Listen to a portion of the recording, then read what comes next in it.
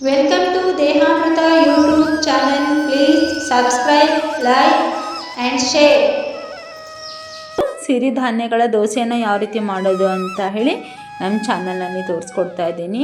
ನೋಡಿ, ತುಂಬ ಗರಿಗರಿಯಾಗಿ ಕೂಡ ಹಾಕ್ಕೋಬೋದು, ಸ್ಮೂತಾಗಿ ಕೂಡ ಹಾಕ್ಕೋಬೋದು. ಇದು ತುಂಬ ಪ್ರೋಟೀನ್ ಮತ್ತು ವಿಟಮಿನ್ ದೋಸೆಯಾಗಿದೆ. ಮಕ್ಕಳಿಗೆ ಯಾವ್ಯಾವ ಥರದ ಕಾಳುಗಳನ್ನು ಹಾಕಿ ನಾವು ದೋಸೆನ ಮಾಡಿಕೊಡ್ಬೋದು. ನೋಡಿ, ನಾನು ಇವಾಗ ಹೆಸರು ಕಾಳು ಹಾಕ್ತಾಯಿದ್ದೀನಿ.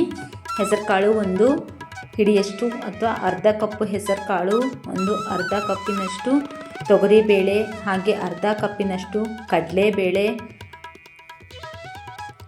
ಈ ರೀತಿ ಎಲ್ಲ ಕಾಳುಗಳನ್ನು ಹಾಕಿಬಿಟ್ಟು ನಾವು ಒಂದು ಸ್ವಲ್ಪ ಇದ್ರ ಜೊತೆಗೆ ನಾವೇನು ಮಾಡಬೇಕು, ಉದ್ದಿನ ಬೇಳೆಯನ್ನು ಕೂಡ ಹಾಕ್ಕೋಬೇಕು. ಒಂದು ಕಪ್ಪಿನಷ್ಟು ಉದ್ದಿನ ಬೇಳೆ.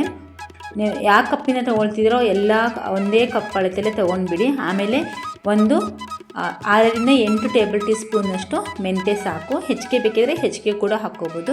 ನೋಡಿ, ನಾನು ಎಲ್ಲ ಸೇರಿಬಿಟ್ಟು ಒಂದು ಬೌಲ್ ಕಾಳುಗಳನ್ನು ತೊಗೊಂಡಿದ್ದೀನಿ. ನೀವು ಬೇಕಿದ್ರೆ ಹೆಚ್ಚಿಗೆ ಕೂಡ ನೀವು ಹಾಕ್ಕೋಬೋದು. ನಂತರ ಬಂದುಬಿಟ್ಟು ಕರಿಬೇವಿನ ಸೊಪ್ಪು. ನಾನು ಚಿಕ್ಕ ಜಾಮೂನ್ ಬಟ್ಟದಲ್ಲಿ ಎಲ್ಲ ಕಾಳುಗಳನ್ನು ಸೇರಿಸಿ ಒಂದು ಬೌಲ್ ತೊಗೊಂಡಿದ್ದೆ. ನಂತರ ಅದೇ ಬೌಲಿಂದ 2 ಬೌಲ್ ಅಕ್ಕಿ ತೊಗೊಂಡಿದ್ದೀನಿ.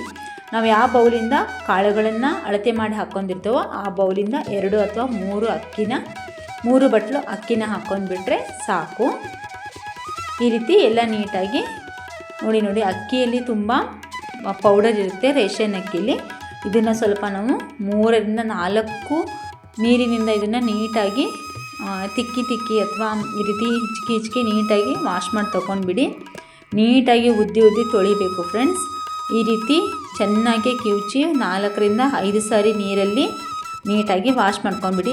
ಕರಿಬೇವಿನ ಸೊಪ್ಪು ಹೆಚ್ಚಿಗೆ ಇದ್ದರೆ ಖಂಡಿತವಾಗಲೂ ಇನ್ನೂ ಸ್ವಲ್ಪ ಕರಿಬೇವಿನ ಸೊಪ್ಪನ್ನು ಜಾಸ್ತಿ ಹಾಕ್ಕೊಳ್ಳಿ. ಕೊತ್ತಂಬರಿ ಸೊಪ್ಪು ಇದ್ದರೂ ಕೂಡ ಕೊತ್ತಂಬರಿ ಕೂಡ ನೀವು ಹೆಚ್ಚಾಕೋಬೋದು. ಒಂದೇ ಒಂದು ಮುಷ್ಟಿಯಷ್ಟು ಅನ್ನನ ಹಾಕ್ತಾಯಿದ್ದೀನಿ. ನಮ್ಮ ಕೈಯಿಂದ 1 ಹಿಡಿಯಷ್ಟು ಅನ್ನ ಇದ್ದರೆ ಸಾಕು. ಜಾಸ್ತಿ ಅನ್ನ ಹಾಕಿದರೆ ದೋಸೆ ತುಂಬ ಮೆತ್ತಗಾಗ್ಬಿಡುತ್ತೆ. ಅದಕ್ಕೆ 1 ಮುಷ್ಟಿ ಅನ್ನ, ಹಾಗೆ 1 ಕಪ್ಪಿನಷ್ಟು ನಾನು ನೆನೆಸಿದ ಮಂಡಕ್ಕಿಯನ್ನು ಹಾಕ್ತಾಯಿದ್ದೀನಿ.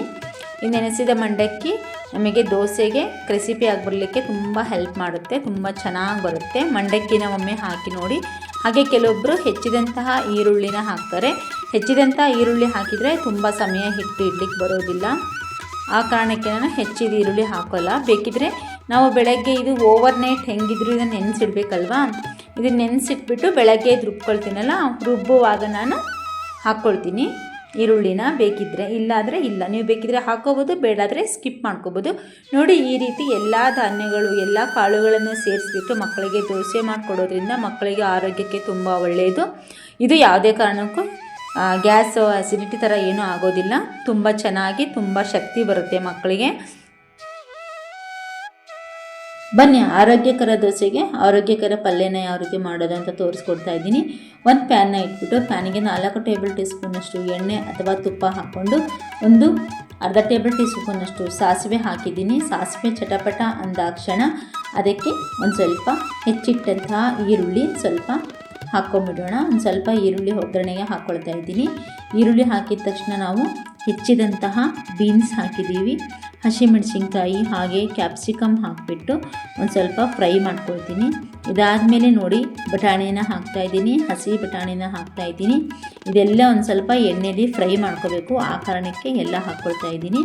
ನಿಮ್ಮ ಹತ್ರ ಯಾವ್ಯಾವ ತರಕಾರಿ ಅವೈಲೇಬಲ್ ಇದೆಯೋ ಅದನ್ನೆಲ್ಲ ಹಾಕಿ ನಾನು ಇವಾಗ ಎಣ್ಣೆ, ಸಾಸಿವೆ ಹಾಗೆ ಈರುಳ್ಳಿ, ಹಸಿ ಬಟಾಣಿ ಹಾಗೂ ಈರುಳ್ಳಿ ಗಣಿ ಮತ್ತು ಕ್ಯಾಪ್ಸಿಕಮ್ನ ಹಾಕಿದ್ದೀನಿ. ಸ್ವಲ್ಪ ಹಸಿಮೆಣಸಿನ್ಕಾಯಿ ಇದ್ದರೆ ಉದ್ದುದ್ದಕ್ಕೆ ಹೆಚ್ಚಿ ಹಸಿಮೆಣಸಿನ್ಕಾಯಿ ಹಾಕ್ಕೊಳ್ಳಿ, ತುಂಬ ಟೇಸ್ಟಾಗಿ ಬರುತ್ತೆ.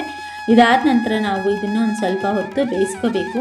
ಇದೊಂದು ಸ್ವಲ್ಪ ಹಸಿ ವಾಸನೆ ಹೋಗೋ ತನಕ ಬೇಯಿಸ್ಕೊಳ್ಳೋಣ. ಇದೊಂದು ಸ್ವಲ್ಪ ಬೇಯೋ ತನಕ ಸ್ವಲ್ಪ ಮುಖದ ಮೇಲೆ ಮುಚ್ಚಿ ಬೇಯಿಸ್ಕೊಂಡ್ಬಿಡೋಣ.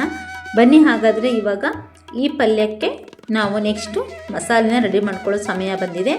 ಇದೊಂದು ಸ್ವಲ್ಪ ಚೆನ್ನಾಗಿ ಹಸಿ ವಾಸನೆ ಹೋಗೋ ತನಕ ಎಣ್ಣೆಯಲ್ಲಿ ಕುದಿಸ್ಕೊಂಡ್ಬಿಡೋಣ. ಕುದಿಸ್ಕೊಂಡ ನಂತರ ನಾವು ಮಸಾಲೆನ ಆ್ಯಡ್ ಮಾಡಬೇಕು ಫ್ರೆಂಡ್ಸ್. ಬನ್ನಿ, ಹಾಗೆ ಮಸಾಲೆಗೆ ಏನೇನು ಬೇಕು ಅಂತ ಹೇಳಿ ತೋರಿಸ್ಕೊಡ್ತಾ ಇದ್ದೀನಿ. ಚಿಕ್ಕದಾಗಿ ಒಂದು ಸ್ವಲ್ಪ ಮಸಾಲೆನ ಮಾಡಿ ಹಾಕ್ಕೊಂಡ್ರೆ ನಮಗೆ ಒಂದು ಸ್ವಲ್ಪ ಗ್ರೇವಿ ಟೈಪ್ ಬರುತ್ತೆ, ದೋಸೆಗೆ ತುಂಬ ಚೆನ್ನಾಗಿರುತ್ತೆ.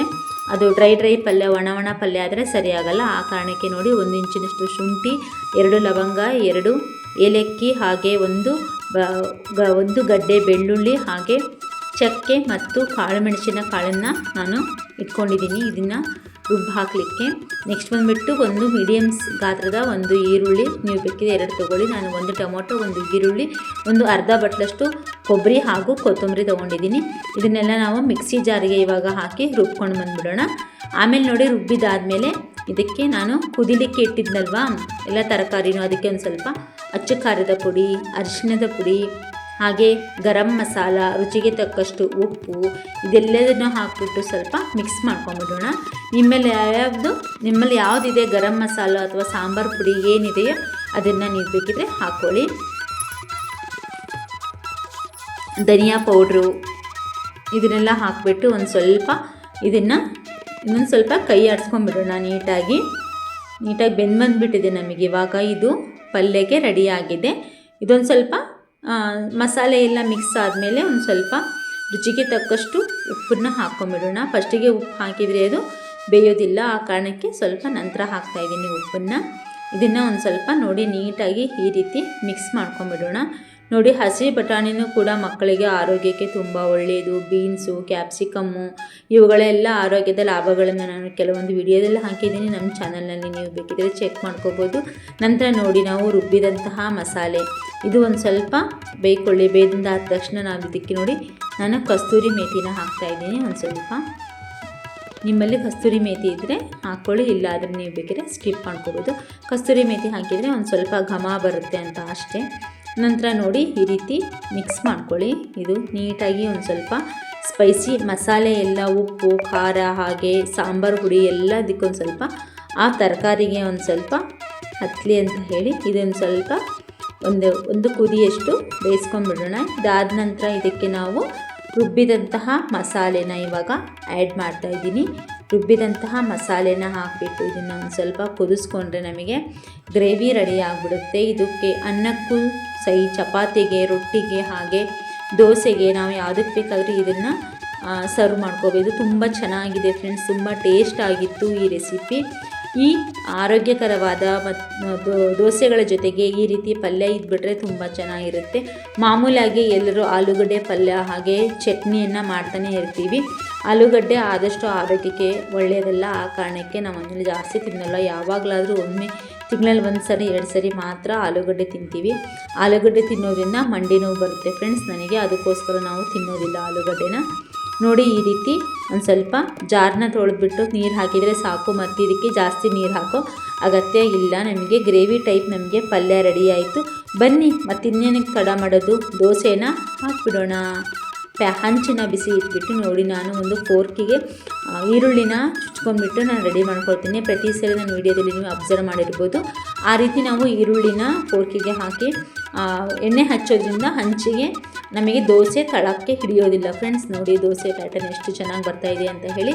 ಇದೇ ರೀತಿ ನಾವು ಗರಿಗರಿಯಾಗಿ ದೋಸೆಗಳನ್ನು ಹಾಕಿಬಿಟ್ಟು ನಾವು ಆರೋಗ್ಯಕರವಾದ ದೋಸೆ ಹಾಗೂ ಆರೋಗ್ಯಕರವಾದ ಪಲ್ಯವನ್ನು ಸೇವನೆ ಮಾಡ್ಬೋದು. ಮಾಮೂಲು ಉದ್ದು ಮೆಂತೆ ಹಾಕಿಬಿಟ್ಟು ಹಾಗೆ ನೀರು ದೋಸೆಯನ್ನು ಮಾಡ್ಕೊಂಡು ತಿಂತೀವಿ, ಅಷ್ಟೊಂದು ಶಕ್ತಿ ಇರೋದಿಲ್ಲ. ಇದರಲ್ಲಿ ನೋಡಿ ಎಲ್ಲ ಪ್ರೋಟೀನ್ ರಿಚ್ ದೋಸೆ ನಮಗೆ ಇವಾಗ ಮಕ್ಕಳಿಗೆ ಬಾಕ್ಸಿಗೆ ಕಟ್ಟಲಿಕ್ಕೆ, ಲಂಚ್ಗೆ ಕಟ್ಟಲಿಕ್ಕೆ ರೆಡಿ ಆಯಿತು. ಮಕ್ಕಳಿಗೂ ಕೂಡ ಇದನ್ನು ನೀವು ತಿನ್ನಿಸಿ ಕಳಿಸ್ಬೋದು, ಬಾಕ್ಸಿಗೆ ಹಾಕಿ ಕಳಿಸ್ಬೋದು. ಈ ರೀತಿ ಒಂದು ಸೈಡ್ ಬೇಯಿಸ್ಕೊಂಡ್ರೆ ಸಾಕು ಫ್ರೆಂಡ್ಸ್. ನೋಡಿ ದೋಸೆ ಒಂದು ಕಡೆಯಿಂದ ರೆಡ್ ಬರ್ತಾಯಿದೆ ಅಲ್ವಾ, ರೆಡ್ಡಿಶ್ ಆದ ತಕ್ಷಣ ನಾವು ಇದನ್ನು ತೆಕ್ಕೊಂಡ್ಬಿಡೋಣ. ಇದೇ ರೀತಿ ನಾವು ಸ್ವಲ್ಪ ಹೊತ್ತು ಜಾಸ್ತಿ ಹೊತ್ತು ತವಾ ಮೇಲೆ ಬಿಡೋದ್ರಿಂದ ಗರಿಗರಿಯಾಗಿ ಬಂದುಬಿಡುತ್ತೆ. ಈ ರೀತಿ ಮುಖದ ಮೇಲೆ ಮುಚ್ಚಿ ಸ್ವಲ್ಪ ನೀವು ದೋಸೆನ ಬೇಯಿಸ್ಕೊಂಡ್ಬಿಡಿ. ನಮಗೆ ಯಾವ ರೀತಿ ಬೇಕೋ ಆ ರೀತಿ ನಾವು ಗರಿಗರಿಯಾಗಿ ಕೂಡ ಹಾಕ್ಕೋಬೋದು, ಸಾಫ್ಟಾಗಿ ಹಾಕ್ಕೋಬೋದು, ಹಾಗೆ ಬ್ರೆಡ್ ಟೈಪ್ ದೋಸೆನೂ ಕೂಡ ನಾವು ಹಾಕ್ಕೋಬೋದು. ಇಷ್ಟು ಅವಸರ ಅಂದರೆ ಮಕ್ಕಳಿಗೆ ಸ್ಕೂಲಿಗೆ ಟೈಮ್ ಆಗಿರುತ್ತಲ್ವ, ಆ ಟೈಮಲ್ಲಿ ಅವಸರಕ್ಕೋಸ್ಕರ ತೆಗೆದುಬಿಡ್ತೀವಿ. ಇನ್ನು ಸ್ವಲ್ಪ ಹೊತ್ತು ಸಣ್ಣ ಉರಿಯಲ್ಲಿ ನೀವು ದೋಸೆನ ಇಟ್ಬಿಟ್ರೆ ಅಂದರೆ ತುಂಬ ಗರಿಗರಿಯಾಗಿ ಬಂದುಬಿಡುತ್ತೆ ಫ್ರೆಂಡ್ಸ್. ನೋಡಿ ದೋಸೆ ಎಷ್ಟು ಚೆನ್ನಾಗಿ ಬರ್ತಾಯಿದ್ದಾವೆ ಅಂತ ಹೇಳಿ, ತುಂಬ ಚೆನ್ನಾಗಿ ಬಂತು ದೋಸೆ. ನೀವು ಒಂದು ಸರಿ ಟ್ರೈ ಮಾಡಿ. ಹಾಗೆ ದೋಸೆ ಪಲ್ಯ ಯಾವ ರೀತಿ ಇತ್ತು ಅಂತ ಹೇಳಿ ಕಾಮೆಂಟ್ ಮೂಲಕ ತಿಳಿಸಿ.